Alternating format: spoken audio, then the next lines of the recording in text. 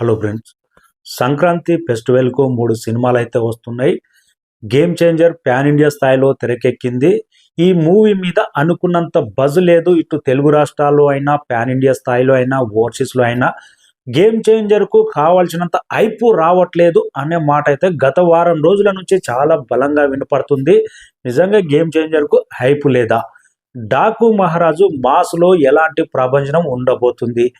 వెంకటేష్ సంక్రాంతికి వస్తున్నాం ఫ్యామిలీ ఆడియన్స్కు ఎంతవరకు రీచ్ అయ్యే అవకాశం ఉంది? ఈ 3 విషయాల గురించి మాట్లాడదాం. మన ఛానల్ను సబ్స్క్రైబ్ చేయని వాళ్ళు సబ్స్క్రైబ్ చేసి లైక్ చేసి మన వీడియో చూడండి. రామ్ చరణ్ RRR మూవీ తర్వాత వస్తున్న మూవీ గ్లోబల్ స్టార్ అనే ట్యాగ్ తగిలించుకొని వస్తున్న ఈ movie first if the game changer. Pan India director present అంటే మన సుకుమారు, రాజమౌళి, కానీ గత 15 సంవత్సరాల క్రితమే పాన్ ఇండియా డైరెక్టర్ అంటే శంకర్. అలాంటి డైరెక్టర్తో ఆఫ్టర్ RRR మూవీ తర్వాత రామ్ చరణ్ చేస్తున్నప్పుడు ఈ మూవీకి కావాల్సినంత బజ్ రావట్లేదు అనే మాట గత వారం రోజుల నుంచి అయితే చాలా బలంగా వినపడుతుంది. ఒక పక్కనేమో రాజమౌళి సెంటిమెంట్ను బ్రేక్ చేస్తూ ఎన్టీఆర్, దేవర వంటి వీక్ కంటెంట్తో కూడా బ్రహ్మాండమైన రికార్డులు తిరగరాసి కెరీర్ బెస్ట్ మూవీ అందించిండు. ఇప్పుడు ఎట్టి పరిస్థితుల్లో రామ్ చరణ్ రాజమౌళి సెంటిమెంట్ను బ్రేక్ చేస్తూ ఇట్టు కొట్టవలసిన పరిస్థితి. కానీ గేమ్ చేంజర్ స్టార్ట్ అయినప్పుడు ఈ మూవీ మీద ఉన్న బజ్ వేరు. ఒక రాజమౌళి సినిమా స్టార్ట్ చేస్తే ఎలాంటి హైప్ క్రియేట్ అయిందో శంకర్ తోటి దిల్ రాజు, రామ్ చరణ్ అన్నప్పుడు స్టార్ట్ అయినప్పుడు అంతటి బజ్ ఉన్నది. కానీ ఈ మూవీ స్టార్ట్ అయ్యి ఆల్మోస్ట్ 3-4 ఇయర్స్ అయిపోయింది.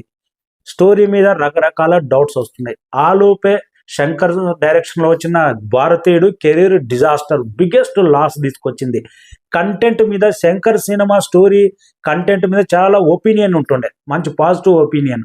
కానీ భారతీయుడు 2 చూసిన తర్వాత అదే రొటీన్ కంటెంట్ తోటి శంకర్ గేమ్ చేంజర్ కూడా రాబోతున్నాడేమో అనే మాటలు అయితే, ఆ విధంగానే ఈ మూవీకి కావాల్సినంత బజ్ రావట్లేదేమో అనే మాటలు కూడా చాలా వినపడుతున్నాయి. ఇంకా నేను ఇవన్నీ నమ్మను. శంకర్ డైరెక్షరా లేకపోతే రామ్ చరణ్ RRR సెంటిమెంటా, ఇవన్నీ అసలు నమ్మను. సినిమా బజ్ ఉన్నా లేకపోయినా ఏ సినిమా అయినా కానీ రిలీజ్ అయిన తర్వాత పాజిటివ్ టాక్ వస్తే దాని లెక్క వేరే ఉంటుంది. రామ్ చరణ్ కెరీర్లోనే తెలుగు రాష్ట్రాల్లో ఫస్ట్ డే ఇండస్ట్రీ రికార్డులు కొట్టిన మూవీ ఒక మగధీర తప్ప వేరే సినిమాలు లేవు. కానీ స్లోగా మొదలైన రంగస్థలం కూడా బెస్ట్ కలెక్షన్స్ రాబట్టింది. అప్పట్లో 200 కోట్లకు పైగా గ్రాస్ రాబట్టింది.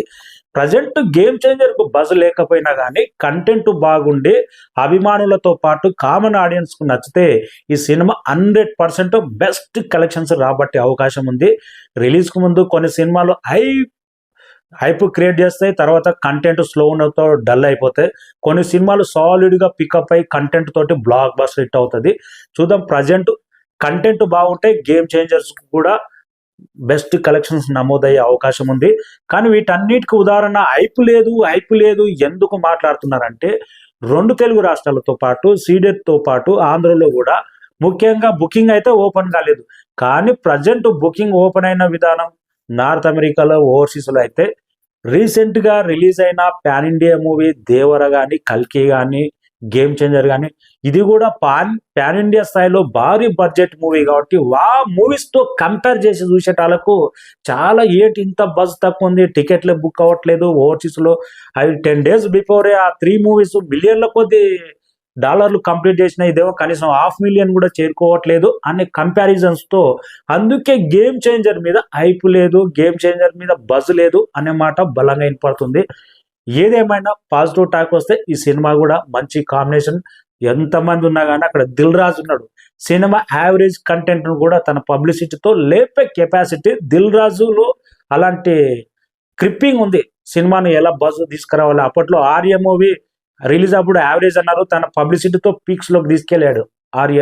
అలాంటి ప్రొడ్యూసర్ ఉన్నాడు, సపోర్ట్ శంకర్ మార్క్ ఉండనే ఉంది. ఇంకా రామ్ చరణ్ నటన బెస్ట్ అంటున్నారు. చూద్దాం, వెయిటింగ్. ఇది నేషనల్ అవార్డు కూడా వస్తుంది అంటున్నాడు సుకుమార్. తన క్లైమాక్స్ నటన చూసి ఇంత గొప్పగా చెప్తున్నారు కాబట్టి రిలీజ్కి ముందు బజ్ లేకపోయినా కానీ రిలీజ్ తర్వాత ఇటు టాక్ వస్తే మంచి కలెక్షన్ వచ్చే అవకాశం ఉంది. గేమ్ చేంజర్ మీద అంచనాలు పెద్దగా లేకపోయినా కానీ లక్ మాత్రం, అదృష్టం మాత్రం బ్రహ్మాండంగా కలిసి వచ్చింది. అదే తమిళనాడు రాష్ట్రంలో సోలో రిలీజ్ కావాల్సినన్ని theatres Ajith Vidaamuyarchi postpone అవ్వడం, లైకా ప్రొడక్షన్స్ కొన్ని టెక్నికల్ ఇష్యూతో పోస్ట్ పోన్ చేస్తున్నామని చెప్పడం, ఇంకా సంక్రాంతికి ఏకైక ప్యాన్ ఇండియా మూవీ భారీ స్థాయిలో తమిళనాడు మొత్తం Shankar mania, Shankar craze, Ram Charan RRR movie తర్వాత వస్తున్న మూవీ, వీటన్ని కలిసి వచ్చి లక్ ఫ్యాక్ట్ కూడా గేమ్ చేంజర్ కు తమిళనాడులో బెస్ట్ కలెక్షన్స్, కంటెంట్ బాగుంటే శంకర్ పేరు మీద బెస్ట్ కలెక్షన్స్ నమోదయ్యే అవకాశం ఉంది. రామ్ చరణ్ కూడా RRR మూవీ తర్వాత మార్కెట్ ఏర్పడ్డది కాబట్టి అదృష్టం కలిసి వచ్చింది గేమ్ చేంజర్ కానీ 100% చెప్పొచ్చు. తమిళనాడులో డాకు మహారాజు బాలకృష్ణ కెరీర్లోనే బెస్ట్ హైప్తో వస్తున్న movie. Block buster director, block buster music director, ఇంకా బాలకృష్ణ సక్సెస్ రేట్ అనేది చాలా భయంకరంగా ఉంది. తెలుగు సినిమా ఇండస్ట్రీలో నాకు తెలిసి ఏ హీరోకి లేదు ఇప్పటి వరకు, ఇండస్ట్రీ పుట్టినప్పటి నుంచి ఇంతటి బజ్, ఇంతటి success track record NT Ramarao కూడా లేదు. వరుసగా హ్యాట్రిక్ ఎమ్మెల్యే ఎవరికి లేదు. మళ్ళీ దాంట్లో ఒక అరుదైన రికార్డు ఉంది. ప్రతిసారి 2014తో పోలిస్తే 2019 మెజార్టీ పెరిగింది, 2024 పెరిగింది. ప్రతిసారి పోటీ చేసినప్పుడు గెలుపుతో పాటు మెజార్టీ పెరుగుకుంటూ తన సక్సెస్ రేట్ అనేది పెరుగుతూ వచ్చింది. సేమ్ అఖండ, వీరసింహారెడ్డి, భగవంత్ కేసరి హ్యాట్రిక్ మూవీస్ కూడా సక్సెస్ రేట్ అనేది పెరుగుతూ వచ్చింది. బసవతారకం ఇండియాలోనే బెస్ట్ క్యాన్సర్ హాస్పిటల్, అలాంటి హాస్పిటల్ తర్వాత కూడా ఆంధ్రాలో కూడా పెట్టబోతున్నాడు. ఏ విధమైన చూసినా కానీ బాలకృష్ణ సక్సెస్ రేట్ అనేది చాలా భయంకరంగా పాజిటివ్ ఫీడ్బ్యాక్ అయితే ఇస్తుంది రాబోయే సినిమాలకు. ఈ మధ్యలో అన్స్టాపబుల్ ఇండియాలో నెంబర్ 1, వరల్డ్లోనే 12th స్థానంలో ఉన్నంట. అలాంటి టాక్ షో బాలకృష్ణ ద్వారా పబ్లిక్లోకి వెళ్తుంది. అలాంటి హోస్ట్ చేస్తున్న టాక్ షో బాలకృష్ణ. ఇంతటి సక్సెస్ రేట్ ఉంది. మాస్లో మాత్రం విపరీతమైన హైప్ ఉంది. మాస్తో పాటు ఫస్ట్ టైం డాకు మహారాజు మీద క్లాస్ ఆడియన్స్లో కూడా మంచి బజ్ క్రియేట్ అయింది. బాలకృష్ణ సినిమా ఫస్ట్ టైం క్లాస్లో కూడా విపరీతంగా డాకు మహారాజు మీద హైప్ అయితే క్రియేట్ అయింది. చూద్దాం, ఈరోజు దబిడి దిబిడే సాంగ్ వస్తుంది. ట్రైలర్ తర్వాత ఏ రేంజ్లో ఉండబోతుందో.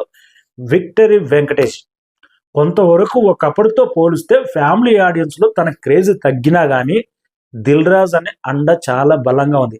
ఎందుకంటున్నా అంటే దిల్ రాజు ఫ్యామిలీ ఆడియన్స్ థియేటర్కి ఏమి వెళ్తాంలే అనుకున్న కొన్ని థియేటర్లు ఉంటాయి, కానీ ఫ్యామిలీ ఆడియన్స్కి అబ్బా ఈ థియేటర్లో వెళ్ళి కూర్చుంటే బాగుంటుంది సౌండ్ సిస్టమ్ అని, అలాంటి థియేటర్లు అన్ని దిల్ రాజు చేతిలో ఉన్నాయి. ప్లస్ పాయింట్ అదే దిల్ రాజుకు గేమ్ చేంజర్ కానీ సంక్రాంతికి వస్తున్నాం.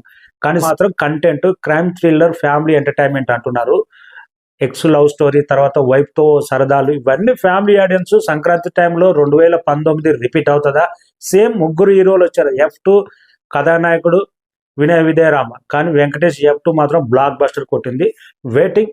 కానీ సంక్రాంతి బాక్స్ ఆఫీస్ విన్నర్ అనేది ఎప్పుడు ఒక క్యూరియాసిటీ ఉంటుంది. ప్రతి సంక్రాంతికి 4-5 సినిమాలు రిలీజ్ అయితే ఏ సినిమా భారీ విజయం సాధిస్తుంది అనేది 2 తెలుగు రాష్ట్రాల్లో ఎప్పుడు క్యూరియాసిటీ అనేది బలంగా ఉంటుంది. ఈసారి కూడా 3 సినిమాలు స్టార్ సినిమాలు వస్తున్నాయి. గేమ్ చేంజర్ ప్యాన్ ఇండియా స్థాయిలో, డాకు మహారాజ్ సంక్రాంతికి వస్తున్నాం. వెయిటింగ్. మరొక 10 డేస్లోనే రిజల్ట్ తెలిసిపోబోతుంది. ఏ సినిమా మీద అంచనాలు ఎక్కువ ఉన్నాయి, ఏ సినిమా సంక్రాంతి విన్నర్ కావచ్చు అనేది కామెంట్ రాయండి. Thank you so much.